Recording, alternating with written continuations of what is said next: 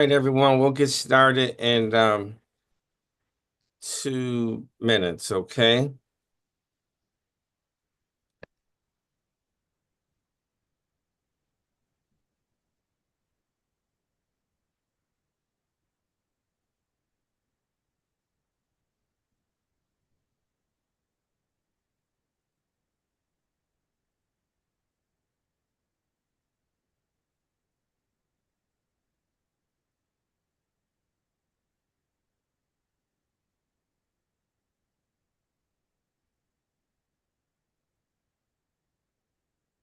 All right. Okay, so we're gonna get started. I want to say good morning to each and every one of you this morning. My name is Antoine Thompson, Greater Washington Region Clean Cities Coalition. So excited for you all to be here today. I know that we'll have folks coming in and out this morning, but first let me start by saying Happy National Biodiesel Day. That's right. We are celebrating National Biodiesel Day all over the country. We'll have a World National Biodiesel Day event in August, which we celebrate every year. But really excited to be here today. Our organization's been around over 32 years, and we are supporter of all the different fuels. And one of our favorites is biodiesel. So today you're going to hear from some amazing folks who are experts in this industry. Our office runs two different biodiesel projects, and also we are very supportive of sustainable aviation fuel. And in fact, last night I was at a dinner meeting talking about other forms of diesel reduction, an alternative to traditional diesel last night as well. So we're really excited to be here. Well, as always, we're going to have a moderator today. We'll have Burl Haywood, who is a member of our team as well, and also part of SESI, and he'll moderate it. But I want to, as always, start with a few quick announcements. So one of the first announcements is make sure that you sign up for our Earth Day walk, 5K walk in Washington, D.C. We're going to meet up at the National Mall on April 19th. We'll also have an alternative fuel vehicle display. We'll also have a green expo so you can showcase. You have an information table, or there's going to be a nice attendance, nice crowd. Doesn't cost much to have a table. Be hundreds and thousands of people there. And so make sure that you sign up for our Earth Day 5K walk, alternative fuel vehicle display, and Green Expo. That's April 19th. So register today. We are still looking for sponsors, so you can sponsor as well. Actually, got a bunch of sponsor calls to do this afternoon. So make sure that you do that. In fact, Jill Hamilton, who's going to be speaking, is the chair of the fundraising for the event as well. So it should be really exciting. We want to make this the big event for Earth Day in our region. So make sure that you are on board with that. And if you have a vehicle you want to showcase, make sure you fill that form out today as well. The other thing I want to mention coming up, we're having our kickoff reception in Baltimore on April 1st from 6 p.m. to 8 p.m. I want to thank M&T Bank and Eaton Corporation for their support of that. And we're still waiting for final one or two sponsors, additional sponsors for that. That's April 1st from 6 p.m. To 8 p.m. So look forward to coming out. We only have about 25 more spots available. So make sure if you are trying to come to that event in Baltimore that you register today. We also have on April 10th our monthly Clean Energy and Transportation meeting, 10 a.m. to 11 a.m. And that's going to be really starting tomorrow. We're going to be on our 30-day countdown. So that is like just 9 days before Earth Day. So tomorrow we start our 30-day countdown for Earth Day. So we're looking forward to that. I also just want to mention a couple other quick things. July 9th is our Ron Flowers Scholarship Fundraiser and Golf Tournament, which will be at Lake Presidential Golf Club. Part of those proceeds go, part of the funds raised go for scholarships. Last year, we were able to give away $10,000 in scholarships. So we're looking forward to grow that number. Youth who graduate from high school, go on to trade schools or colleges, we give them each $1,000 scholarship. So last year we gave out 10 of those, 10 scholarships at $10,000. So that was an amazing. We're trying to grow that number. So sign up. It's fun. Love to see you all out on the golf course with us this year on July 9th. So save the date for that. Last but not least, I want to mention on October 23rd is our annual conference and expo and awards luncheon. It will take place at Martin's Crosswinds. We're going to have really exciting activities. I got a new idea that came last night when I was on my way to a meeting. I was talking to someone, and they gave me a explosive idea that I have been thinking of, but I finally figured out. So I know Kim's going to be pulling her hair out when I talk about this new idea, but it's going to be amazing. It's going to be amazing, trend setting for our organization and Clean Cities as a whole. Finally, I want to just say, if you are not a member of Greater Washington Region Clean Cities Coalition, please do that. We are a membership-based organization. So become a member. And if you can't make it to the um, um, Earth Day event and you want to help this, it is a fundraiser. Let me make sure I have not said that clearly. It is a fundraiser for the organization, the Earth Day event. Yes, we're all about the movement, but it is a fundraiser for the organization. And if for some reason you can't make it, but you want to support, you can donate to the event to make sure it's a success, and that we also have money in the bank. So Kim, if you could put or Brady or one of the other team members put the donation link into the chat. So without further ado, I'd like to turn this over to Burrow Hagwell, who is a national expert on biodiesel and biofuels, and he will moderate the rest of the panel. I'll come back on later in the program to do the final remarks and announcements. Burrow, the floor is yours, and you look so sharp as always. Thank you. Thank you, Antoine. That's my virtual screen, I'm sure. Along those lines of announcements, I'd like to, we have a special announcement for National Biodiesel Day. We've established the Maryland Biofuels Task Force. There's going to be an organizing committee March 28th, and there's going to be a kickoff meeting on April 24th. And Secretary of Agriculture of Maryland, Kevin Atkis, is going to kick off that meeting for us. We're looking at the challenges of Maryland, the challenges of biofuels, and how biofuels can play a role in helping Maryland meet energy, economic, and environmental issues. So if you're interested in that, please send me an email. We'd love to have you participate. Our first speaker today is Ezra Finken. He is a director for Chevron. He supports Chevron's biodiesel and renewable diesel production assets. He works with several federal agencies on regulatory and legislative issues. Before his time at Chevron, he was the policy director for the Diesel Technology Forum, and they represent diesel engine, vehicle, and equipment manufacturers. Ezra's going to give us an overview of biodiesel, give us a biodiesel 101 on what they do and as far as the production, sales, and how he works to support those assets. Ezra?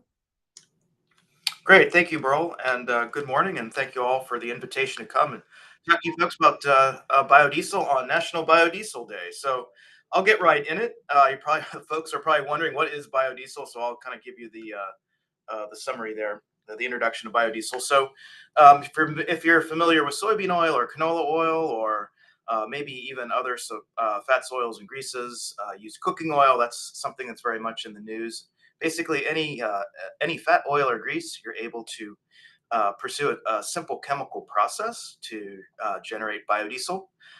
There's a little bit of glycerin that comes out of that process that goes to industrial uses, but the primary end product is biodiesel. So again, it's used from waste fats, oils, and greases to produce a very low carbon fuel, biodiesel. So the U.S. Environmental Protection Agency considers biodiesel an advanced biofuel, which means it can reduce greenhouse gas emissions by at least 50%. I'm here with Chevron supporting the renewable diesel biodiesel asset. So our company likes to go after lower carbon feedstocks and invest in lower carbon process energies to eventually deliver a lower carbon fuel to the marketplace. A few of our biodiesel plants sprinkled throughout the Midwest actually have are powered by solar farms and wind farms, all designed to lower the carbon intensity of the fuel that we provide our customers. So we're very much dedicated to lowering the carbon intensity of the fuels that we produce here at Chevron. Nationwide, last year, 2024, we produced or imported here in the United States 5.1 billion gallons of biodiesel and renewable diesel fuel. That contributes to about 9% of the overall fuel pool in the US. So about 9% of diesel fuel sold for transportation and off-road uses in the US was on average about 9% of that was biodiesel. So that is a number that continues to expand.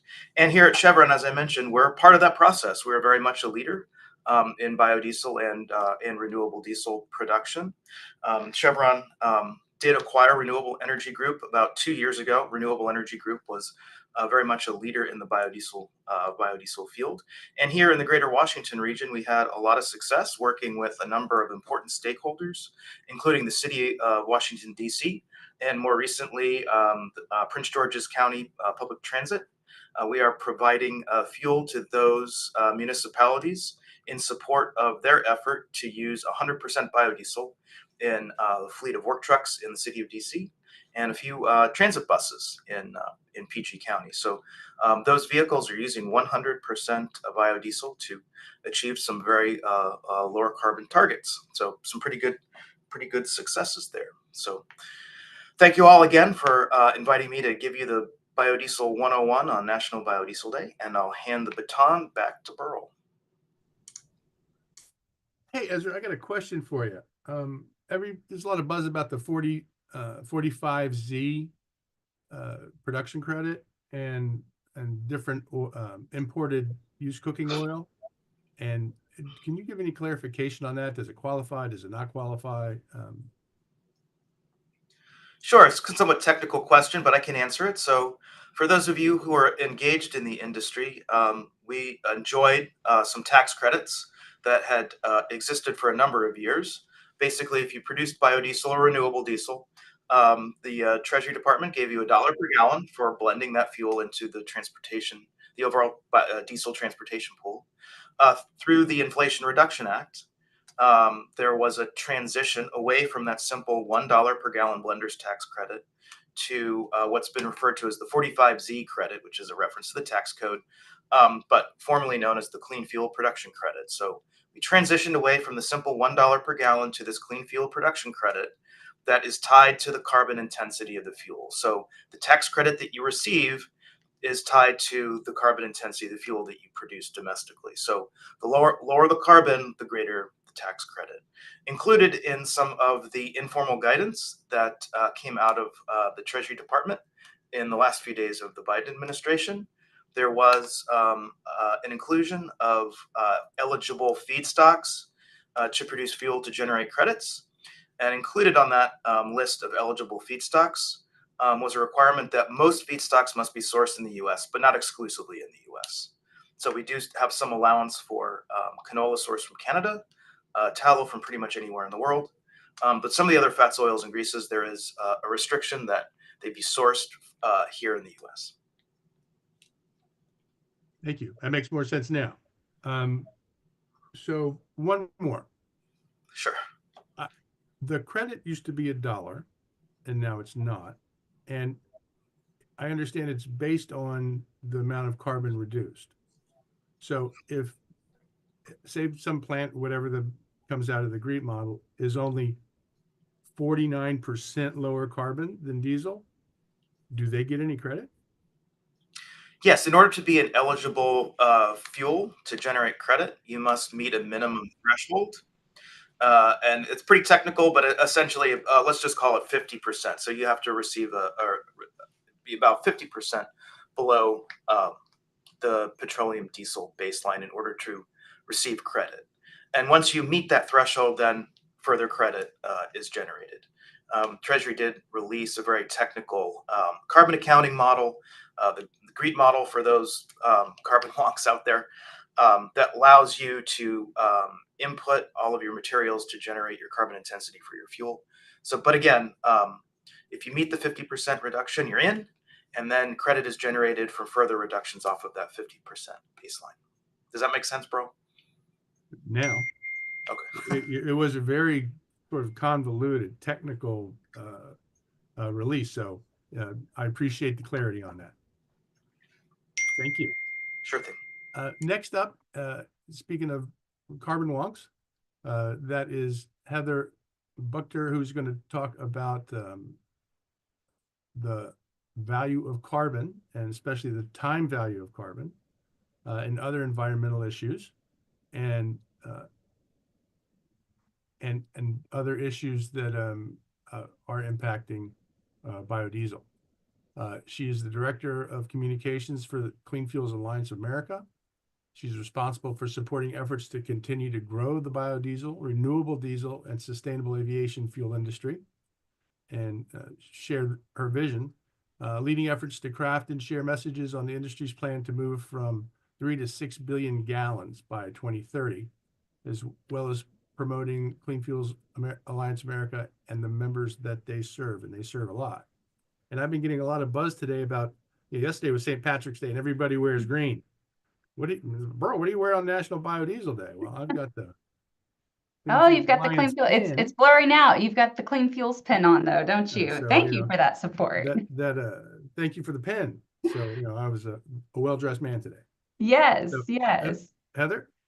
Well, thank you, Burl, and thank you also, Antoine and team, for having us on today to talk about biodiesel, renewable diesel, and sustainable aviation fuel on behalf of Clean Fuels Alliance America. We work closely with our member companies like Chevron REG, and of course, always appreciate Clean Cities and Communities for their collaboration as we just look to educate people on our fuels and the industry and just the growth that we're experiencing now as well. Burl mentioned it's National Biodiesel Day, something we get excited about. That is actually representative of Rudolph Diesel celebrating his birthday. So, of course, Diesel invented the diesel engine and just was a huge proponent of using plant-based oils to fuel vehicles, and just really one of the forefathers of the biodiesel industry. So what I love on this day is that, he had this vision to really disrupt the system with diesel engines. And today we're seeing that vision still coming to fruition. So really excited to share some of the opportunities that we're seeing surrounding clean fuels today. And if you want to go to the next slide, there is a video. So I'll go ahead and let that play and just kind of give you an overview of Clean Fuels Alliance America, who we represent too.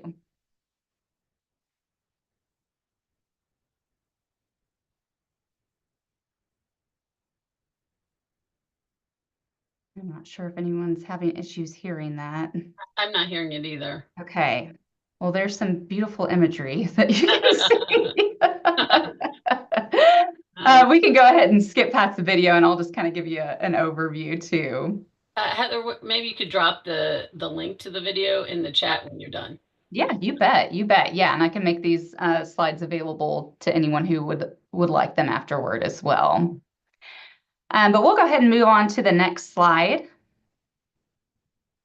As in communications, you always have to have a backup. So definitely do have who we represent here. Again, the entire supply chain, all the way from feedstock and fuel production through fuel distribution to the end user. So here's just a little footprint of our membership as well. And you can go to the next slide.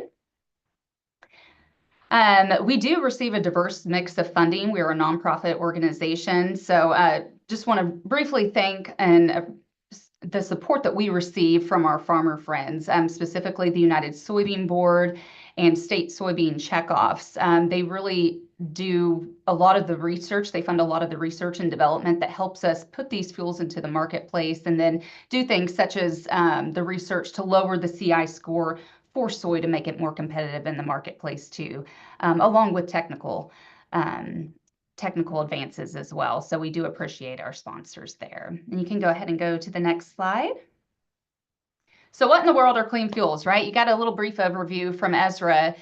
Really, these are drop-in replacement fuels to petroleum diesel. So they offer better performance, immediate cost savings, lower emissions, a positive economic impact in rural communities, and of course, improved air quality. So all of these a combination of all of these qualities have really made them attractive to major fleets. And we're seeing that really taking off in a big way just within the past couple of years. And you can go to the next slide, please.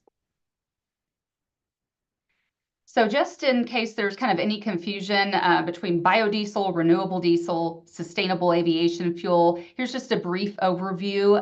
Really, they're all drop-in fuels that can be used as a replacement to petroleum diesel. All are made from renewable fats and oils instead of petroleum, and they are each subject to ASTM standards that ensure fuel quality and compatibility for existing diesel fuel engines. Clean Fuels also has a technical team that supports the BQ 9000 quality assurance program that just ensures consistent quality of biodiesel when it's sold in the marketplace. And then that assurance also kind of helps the original equipment manufacturers certify their engines for higher blends. So we do a lot of work with the OEMs who are certifying engines for the fuels. Currently, they're certifying about up to 20% biodiesel, but also looking up to B100, 100% biodiesel. And really the difference, as Ezra mentioned, is really just kind of how these fuels are made. Biodiesel is a chemical reaction. Renewable diesel is hydrotreating to replace the oxygen with fats and oils. Don't want to get too technical because I know that can get in the weeds, but SAF is a different process also. Only one in commercial production, I believe at the time, is a process very similar to renewable diesel production right now. All uses the same fats and oils and raw materials. And ASTM does certify all these as well. So that's just kind of a brief overview. We do like to say that these are all drop-in fuels. Of course, SAF being blended with conventional jet fuel, and then biodiesel can be blended with renewable diesel. And that's where we really say that the fuels are better together because they can be blended together for higher reduction in emissions. And you can go Heather, what does a drop-in fuel mean? What does that mean to you? Sure. So that's just a drop-in fuel to me just means that it's blended with petroleum diesel. There's no modification to your engine necessary. So that's why we're seeing that more fleets are kind of attracted to these fuels because they don't have to change their infrastructure or anything to start implementing the fuels. So we like to say they're better, they're cleaner, and they're available now to use. So that's highly attractive to fleets. And then you may go to the next slide. Thank you. And again, you know, as Ezra mentioned, diesel fuel consumption is up to 5.1 billion gallons for the first time. We're seeing biodiesel leading the demand really up until about 2020 when COVID hit. And then we really saw, excuse me, renewable diesel kind of boom during that time. And there's a lot of reasons for that. Mostly, I think that oil refiners were really moving their processing capabilities over to renewable diesel just to keep them operational from COVID and to keep them from shutting down. So you'll see a lot of joint ventures happening over the years, and really RD started booming. But again, these fuels together really create the most benefit. SAF is still kind of in its infancy. You don't see it too much on this chart here. But there is a big push from airlines to decarbonize, and we're seeing a lot of that in development right now. There's a national goal to get to 3 billion gallons of SAF by 2030. As you can imagine, that's a big challenge, a considerable challenge to overcome, seeing how our industry has been at it for 20 plus years and just getting to 5.1 billion. So a lot of things in consideration to get there, but I know there's a desire and a drive to do it. So we are definitely supportive of that. And you may go to the next slide. And here's Clean Fuels Alliance America's industry vision. We created this in getting to 6 billion gallons by 2030 felt like it was a good stretch. We're already at 5 billion gallons and it's just 2025. So we've really seen an explosion within our industry. We feel confident we're not only going to attain 6 billion gallons by 2030, but surpass that as well. So the big part of that is that we're going to exceed that goal and then avoid over 50 million metric tons of CO2 equivalent greenhouse gas emissions annually because of that. So well on our way and hopefully to get to 15 billion gallons by 2050. You can go to the next slide. Part of that is that we just really have a great story to tell. We're unleashing American energy here with biodiesel and renewable diesel.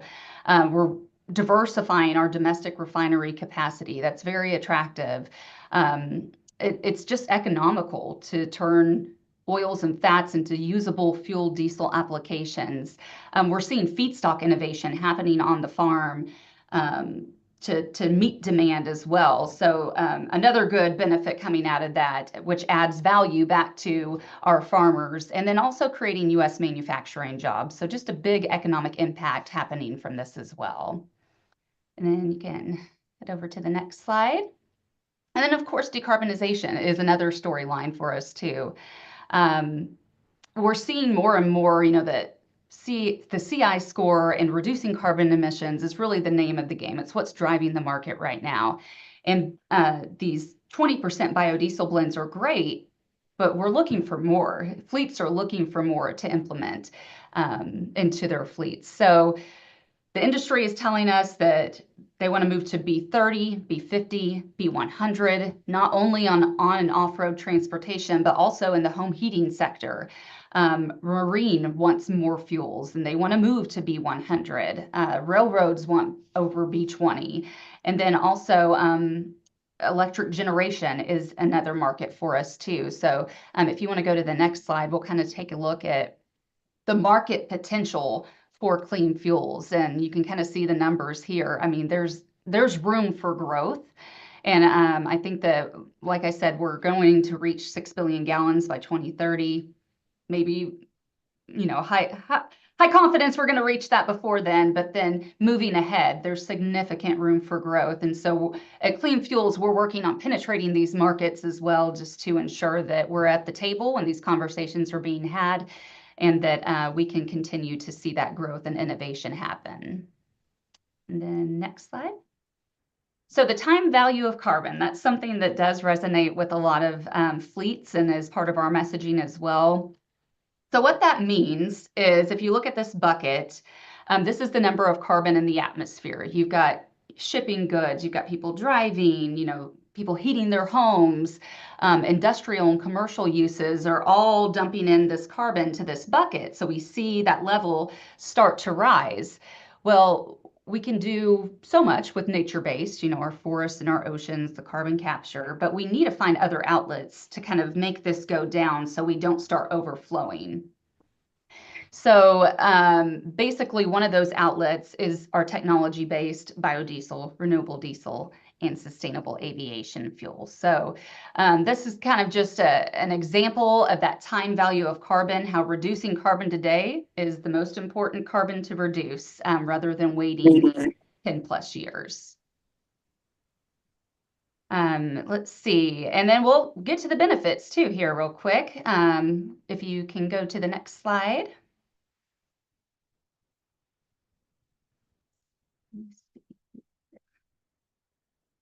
So the benefits, on average, biodiesel and renewable diesel, especially when they're paired together, reduce greenhouse gas emissions by more than 70% on average compared to petroleum diesel. Like I mentioned, they have a huge economic opportunity for rural communities, about $1.09 billion. So contributing back to rural economies. And then studies show that they lower the price of diesel fuel across the board. And then next slide. And then something that I think always hits me, I'm a mom of 3 kids, and when I see stats like this, it really does, I think, make a difference and make you feel good about what you're doing, that I find assurance when I'm speaking of these fuels. I have science and data backed behind me, and one of those is the health benefits of switching to biodiesel. Clean Fuels conducted a study with Trinity Consultants to see what would happen if you switched to 100% biodiesel. And these are some of the results from that. There's fewer, cancer burdens and cancer risks. There's premature deaths are avoided, fewer asthma attacks, fewer restricted activity days, so fewer sick days as well. Just a wealth of benefits that come from this. And should also mention too that biodiesel is a clean air choice alternative, which is recognized by the American Lung Association. So just another great tool in our toolbox to share the benefits of switching to biodiesel, not only for carbon reductions, but also just for public health as well. And then next slide. And yeah, just a couple of ways to get in contact with us. We push out a lot of content. So here's our social media platforms. And then the next slide has my contact info. If you have any questions or, want to follow up with our team in any way, that's where to find me. And thank you again. I hope that was kind of a broad overview, but happy to, answer any questions or clarify anything the best I can. Thank you, Heather. And I'm glad you brought up that last slide about the Trinity study. I was trying to do some homework before the meeting, and I came across the Trinity study on the New Jersey Clean Cities website. Mm-hmm. And it's really kind of mind-blowing when you look at that. We all see, biodiesel as, energy security. We see it as environmental security. But it's really about personal security. As Antoine always says, every day is Earth Day at Clean Cities, and everybody's green on Earth Day. Well, part of that green is the money. And I was amazed at the amount of money that it saves in healthcare costs. Mm-hmm. And that really goes to budgets and states, federal, so that was an amazing slide, an amazing study. And probably the first thing you could do about environmental justice is clean up the fuel in all the vehicles, regardless if they're alternative fuel vehicles or not. Yeah, absolutely. That was very good. There are a lot of people from the congressional staff that view these, come to our website for information. Can you tell us a little bit about the congressional tours that the Clean Fuels Foundation does? Sure. Yeah, I can briefly touch on that. That's kind of more of the policy side, which I don't necessarily have my hands too far deep into that avenue, but that's something that Clean Fuels and its members and the foundation as well do support congressional tours. So what we do is take staffers from the Hill and invite them to come on a tour with us, maybe tour a facility of renewable diesel, maybe go to Groundwork Elizabeth in Elizabeth, New Jersey, where, as you mentioned, Burl, you've got the port there with Marine, you've got Newark Airport there with the airplanes, and of course all the ground transportation too, really contributing to public health concerns. So what the foundation does is take congressional staffers and just give them a firsthand look at all these different things that are happening and how our industry is responding to that. So it's really an education-based program that they see firsthand clean fuels in action and just the economic impact that they're adding back to communities and also helping public health too. So our hope is they take that education back and then they think about that when, our DC team heads to the Hill and has some conversations with them so that they just have a broader education on what's really happening with our industry.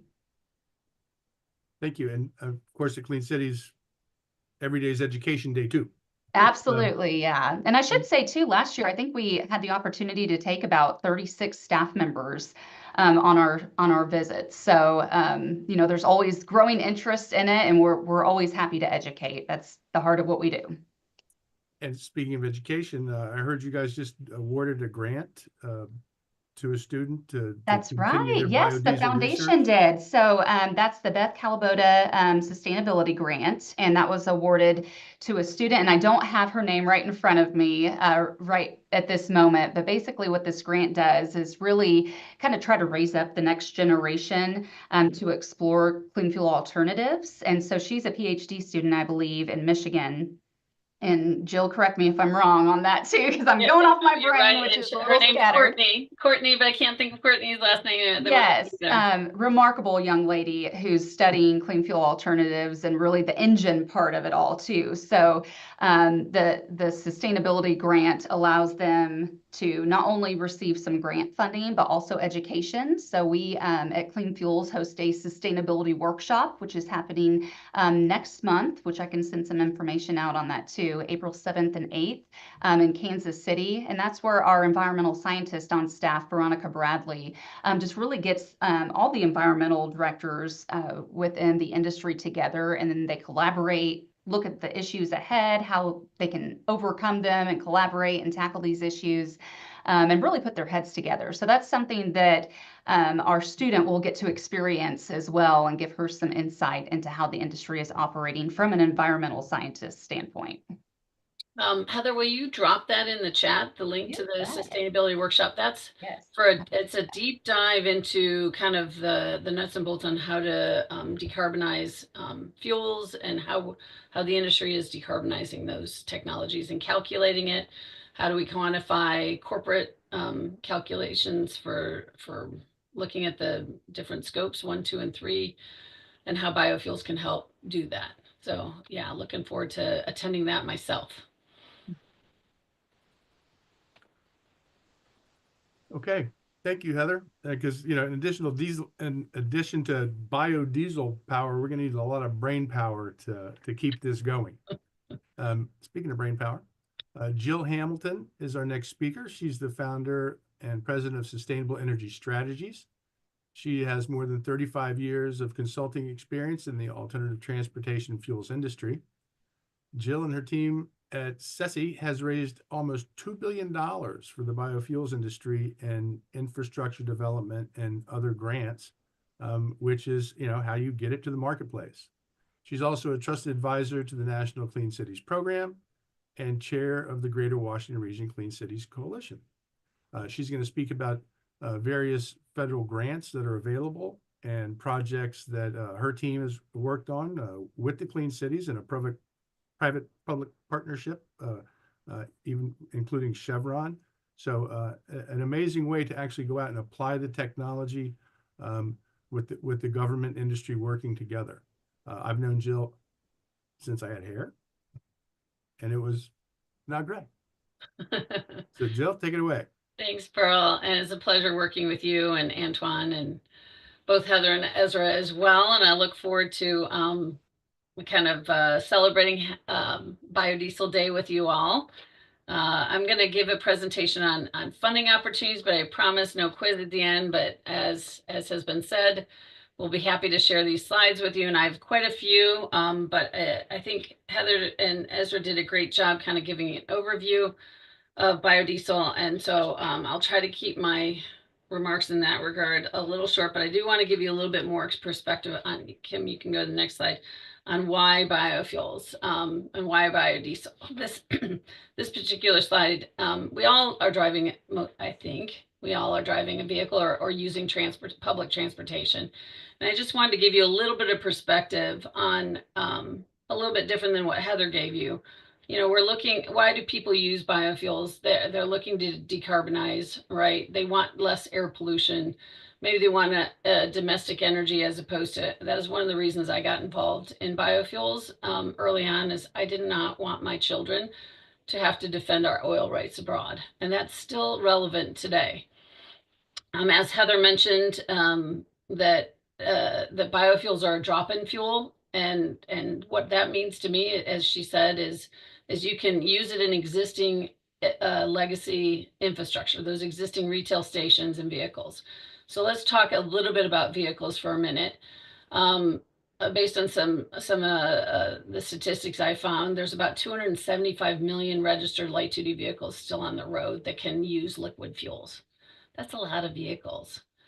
Similarly, there's about 700 million registered passenger diesel vehicles and about 11.4 million heavy duty trucks that can run on diesel fuel. That's a lot of fuel. And I think, Heather, you put up 42 billion gallons of diesel fuel annually. That's a lot of fuel, but by comparison, I think we hear a lot about electric vehicles. No question, there's nothing wrong with we all want less pollution, so electric vehicles are great. But there's only about 1.8% of the EVs, the population of the vehicles in DC are electric vehicle, and that's pretty high nationally. It's about 1%. And there's, just by comparison, there's about 4.1 million diesel vehicles, vehicles registered in DC and 4.3 million vehicles registered in Maryland. So less than 100,000 of those are electric vehicles, respectively. So there's a lot of opportunity for biofuels, and still, and they're really cost competitive. Ethanol is less expensive. And throw ethanol out there for a minute, but biodiesel is has historically been on par with diesel fuel, or it fluctuates up and down, but really fairly competitive to diesel fuel. We'll see where those tax credits go this year, but I think that the market will work that out. Go ahead and flip to the next slide, Kimberly. Thanks.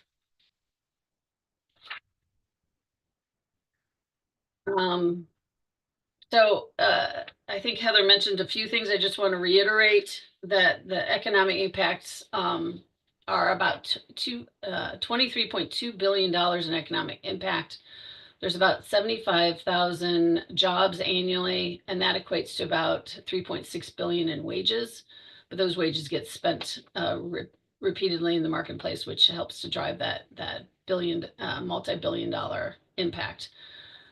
We've seen an increase of 67% in feedstock since 2021. A lot of folks, I think somebody asked, Selma, I think, asked about accelerated growth. We've seen extreme accelerated growth in feedstock development in the last few years. That's just 3 or 4 years ago, more than a 50% increase. So, and as Ezra and Heather mentioned, there's about 3.2 billion. We went from 3.2 billion to over 5 billion in 3 years. That's accelerated growth, and I don't think the industry will fail to deliver it. I'm not sure why the vehicle isn't showing here, but it's a trash hauler with a great, I'm sorry you can't see it, but it's a great picture of one of our wrapped vehicles in DC, which I'll talk a little bit about in a minute. I also want to reiterate what Burl said about the Biofuels Task Force on April 24th in Maryland. Just by comparison, if we went from E10 to E15 in Maryland, and from virtually B0 to excuse me, B20, it'd be equivalent to taking 3.2 million metric tons out annually for carbon emissions, and about 16.4 million over 5 years. Very simple, no infrastructure needed, and changes needed. It would be equivalent to reducing about 369 million gallons of gasoline and about 3.6 billion pounds of coal. And those are some of Burl's facts. He can talk a little bit more about that later. All right, next slide. I'm just going to pop up here really quickly a couple. I want you to see some of the retail stations. In this case, all the red dots are biodiesel stations. They're all 7, and they're all the Department of Public Works. So I think we can do better in DC, but we need your help. The yellow dots are ethanol stations, and the district also has some ethanol as well, but we're not talking about ethanol today, so we'll move on. Next slide. This is Maryland, just to give you the surrounding footprint. So the red dots again are biodiesel, and the yellow ones are ethanol. And for those of you who have a gasoline powered car, please consider using those E15 or E85 stations for those, E15 in regular vehicles or flex fuel. You can use your E85 stations. There's about 87 E85, 33 E15, of which almost all of them are public. And again, only 7 biodiesel stations, and they're private. So we need to get the retailers more involved. But we have about 1,800 retail locations. So we still need to do better at getting our retailers to make these investments. And that's where we need some funding opportunities. I'm going to talk about that in a minute. Go ahead to the next slide. So this is, oh, I think that was Virginia I did. This one's Maryland.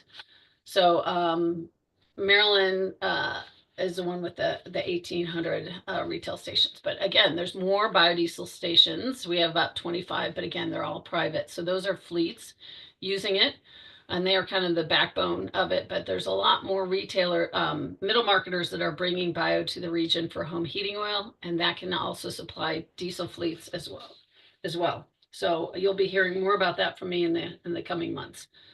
We can go ahead and flip to the next slide. So as I mentioned, I'm going to talk about funding opportunities. I think Antoine mentioned that we've got 2 Diesel Emission Reduction Act grants, DERA, and so I'll talk about that. We're going to talk about HBIP, ports, and rural America. So go ahead, Reap. Go ahead and flip to the next slide. We're going to bounce through these quickly.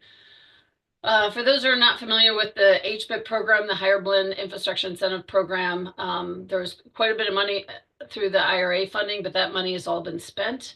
Now that we have a CR, we believe we're going to continue to see another $100 million spent annually. And in order to apply for those funds, you can apply up to $5 million and match it with another $5 million of your own funding for most projects. Retailers with less than 10 stations or home heating oil distributors can actually get a 75% match. So 25% your funding to 75% federal. And you can take about 36 months to complete those projects. Next slide, Kimberly. And who can apply? Transportation fueling facilities and fuel distribution facilities. Transportation fueling facilities are your retail stations. It can be a fleet fueling facility. And those that own the fuel distribution facilities are your middle marketers, your home heating oil fuel distributors, those that deliver the fuel to those retailers, if you will. Okay. And you must be the applicant. Unfortunately, we're exploring whether or not the states can actually apply and then distribute the funding, but that's not available yet today. So go ahead and flip to the next slide. So what do we expect the breakdown to be? Historically, it's been about nearly 70 million for transportation fueling facilities. Those are your fleet, municipality, your retail stations, and about 18 million for your fuel distribution facilities, those middle marketers. And about 4.5 has been carved out for home heating oil distributors. And those home heating oil folks are catching on, and they've really taken it to heart, including several in Maryland. So okay, let's go ahead and on to the next slide.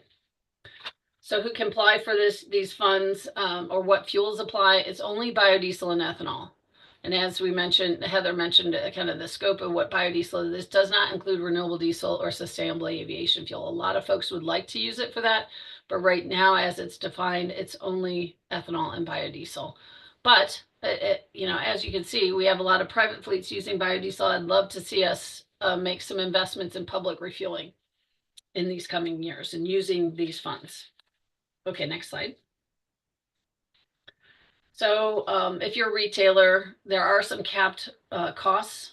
A biodiesel tank is about 200,000. Ethanol is 168,000, and that's including the installation. So your tanks may cost less than that, but you got to cap your costs out at that. And your dispensers are capped out at 63,000 for biodiesel and 63,000 for E85 or E15. Okay, next slide. What does it cover? It really covers everything but your signage at the street. So your cost to install the tank. If you're a middle marketer or a fuel depot, you get a lot more costs covered. But if you're looking at a retail or a fleet facility, as I mentioned, it's kind of capped to the installation cost of your tank and your dispenser and anything that connects in between. Okay, next slide. Okay, you can bounce through each of the tabs on this. This is a slide I've used previously, but you can start by, if you want to apply for these funds, let's get registered with sam.gov. A lot of folks, this takes time. There is another step involved in EOF. Once the application process is open, it's not yet open, then you'll have to go through an EOF e-authentication with USDA. These are the, yep, that's fine. And make sure you kind of have an idea of what your costs are. Get a bid. You will have to do an environmental survey. It's about 4 pages of questions, not too hard. Anybody can do it. If you need help, let us know. We're happy to help, but it takes about 2 to 3 months to write it. Okay, next slide, Kimberly, thanks. These are just the links, just in case you want to look it up yourself, how to get to sam.gov or the eAuth accounts.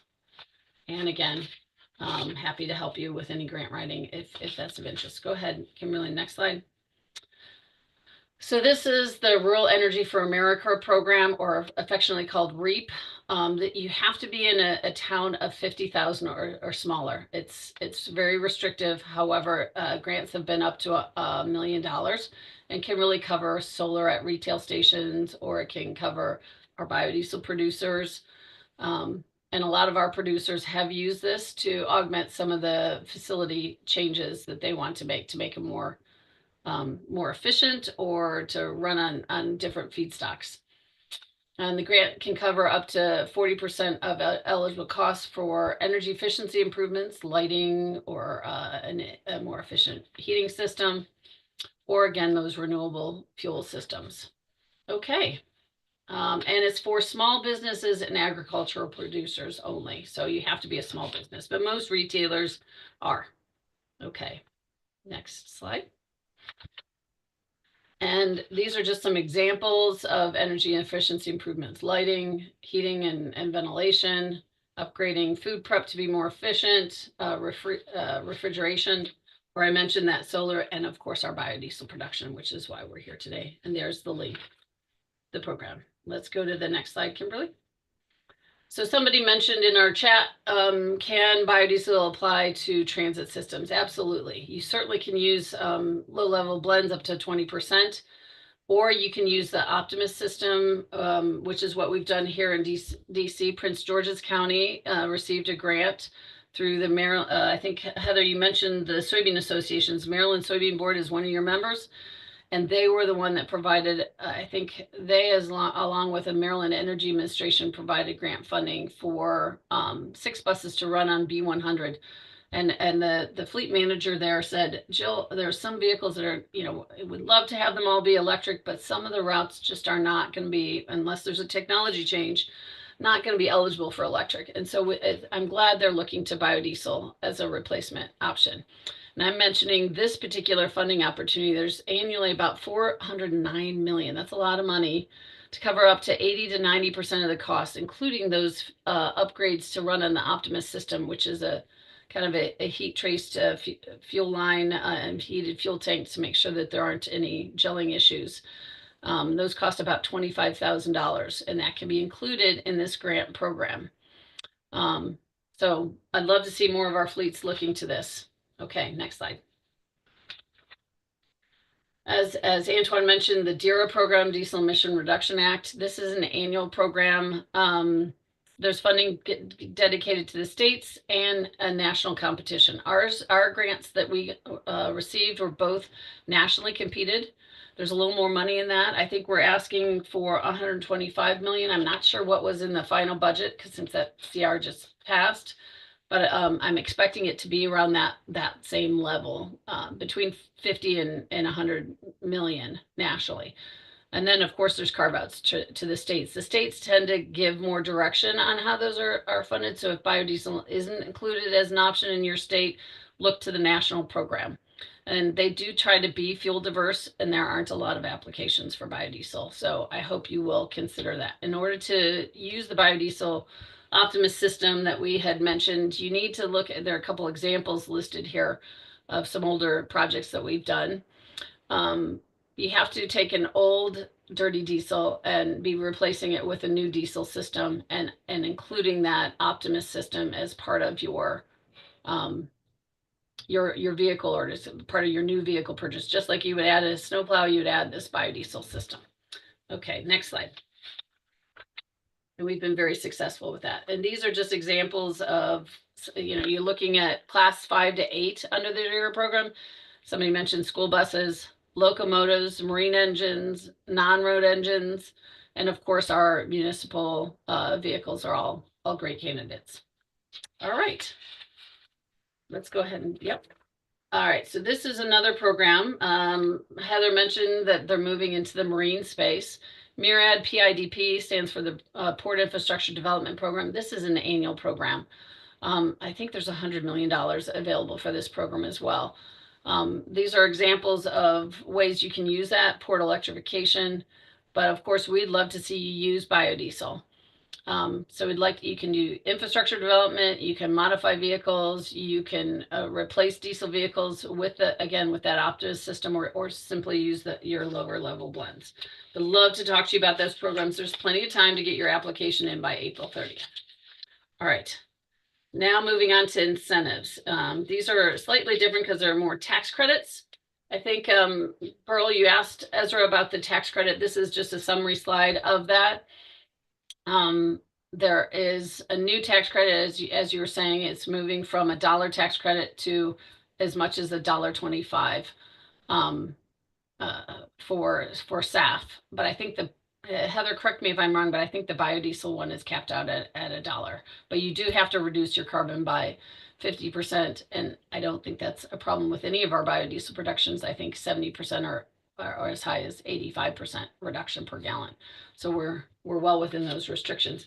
We do think if there's any pullback on the value, that dollar value, that we think the RINs will in the marketplace will hopefully, it fluctuates, so hopefully it'll make up for that so that we continue to see biodiesel sold at the same price as diesel fuel. All right, next slide. There's also an alternative fuel station tax credit. You have to be a tax-paying entity to take this tax credit. So, so your municipalities may not be able to, but maybe you can work out something creative. But it's 6% of the depreciation costs up to $100,000 per item, and 30% of the depreciation costs up to $100,000 per item for installations that meet the prevailing wages. And there is a link in my slides if you get them to ask more questions about that, or to give you more answers about that. And then these are all the eligible technologies, including biodiesel. And your blends have to be at least 20% in order to get that tax credit. All right, and then lastly, I think this is the last slide. Oh, there's the information on the IRS. For more questions for the IRS, you can go to their website. All right. I think the last slide is just my contact information, and I look forward to hearing from you. But before I go, I wanted to again give a shout out for July 9th for the Ron Flowers Golf Tournament. I will be sponsoring, so if I'm a small business and I can sponsor, I'd love to see you all participate as well. Antoine mentioned the walk on April 19th. We need volunteers, we need exhibitors, we need your vehicles. Come support, show your support. It's $25 to register. It's not a heavy lift to support clean fuels and alternative energy. Anything else I missed? Want to thank Heather and Ezra as well for being here. Appreciate you guys, and I'll give it back to Pearl. Thanks.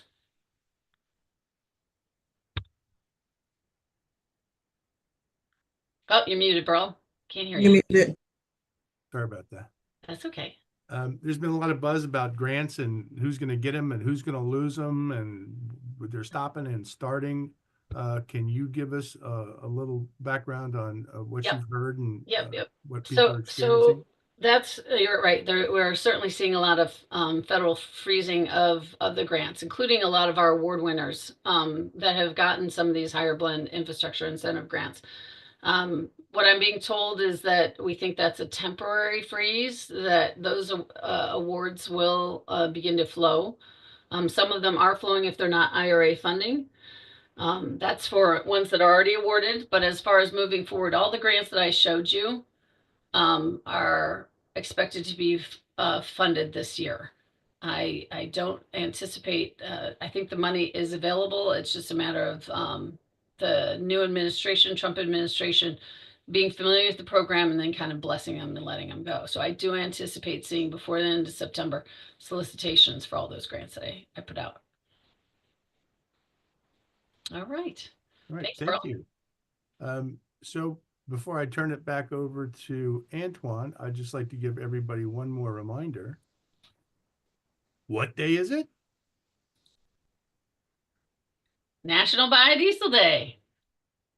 Happy National Biodiesel Day, everybody.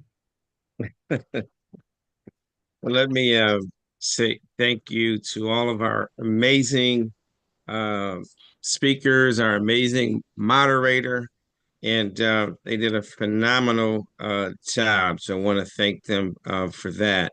I also want to mention that the Department of Energy does have a $88 million funding opportunity on the street right now, which the concept papers are due on April 1st. So please look at that funding opportunity on What's vehicle the to due date? April. April 1st, but they Oh. have not put out anything saying that they're going to delay concept papers for that.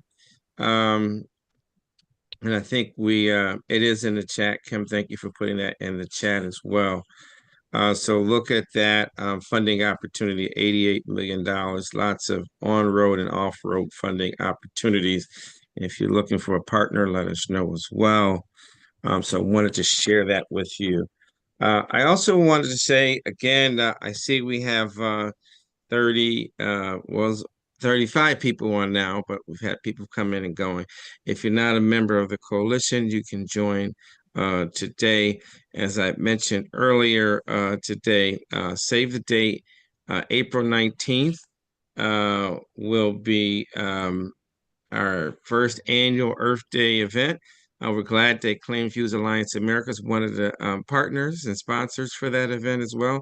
And we got a growing list, so sign up, be a part of this amazing thing. We're working night and day to showcase all the great work, and so we're going to make this an annual signature event. We are partnering with WUSA 9 as well, one of the local TV stations is one of our main media partners. We have a couple newspapers and magazines that are partners as well.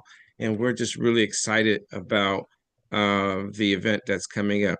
So just want to thank you all. Let's give a virtual hand clap for our speakers.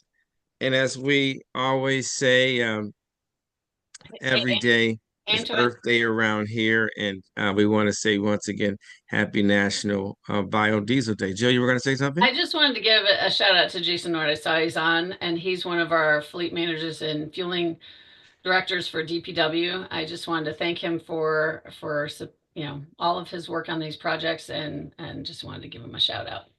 Okay, yeah, Jason, did you want to say a quick word for National Biodiesel Day while you're on? I don't know if he can unmute himself at all. Sure. I encourage everyone to participate. It's a collective effort. And thank you for your time. All right, thank you. Without further ado, we'll see you all. Remember, if you want to come to our event in Baltimore, you need to register. Tickets are going fast. We only have 25 left. And save the date, April 19th. Go green on April 19th. Thank